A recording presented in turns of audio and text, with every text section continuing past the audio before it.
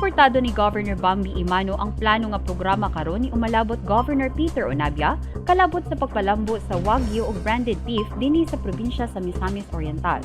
Naila ang Wagyu beef nga usa sa pinakamahal nga klase sa baka sa tibuok kalibutan tungod sa espesyal nga paagi sa pag-atiman o pag-slaughter niini.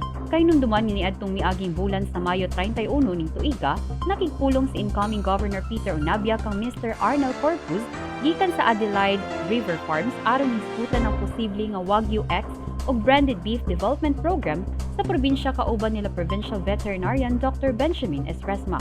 Tumong niini nga programa nga mapauswag ang produksyon sa lamian ug taas nga kalidad sa Wagyu meat alang sa lalawigan butang nga gikalipay ug ayo ni Governor Bambi tungod kay makahatag kini og kahigayunan nga mahatagan og panginabuhian ang mga mag-uumang misamisnon.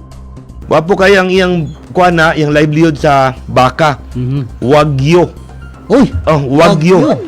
Yeah, Wagyu mo nang gabuhaton og steak, di ba? Mahal.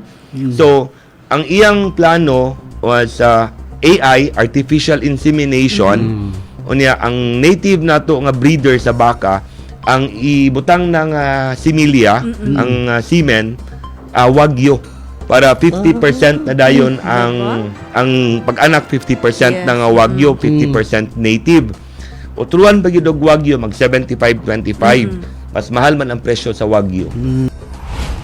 Usa lamang kini sa mga dagkong programa ni umalabot Governor Onabia nga hilabihan nga suportado ni kasamtangan Governor Bambi Imano tungod kay susama ang ilang panglantaw nga mapalambo ang natad sa agrikultura sa tibuok lalawigan. Kauban si Edgar Abejo sa kamera, ako si Lambo Jane Salimbao alang sa Miss Or Balita.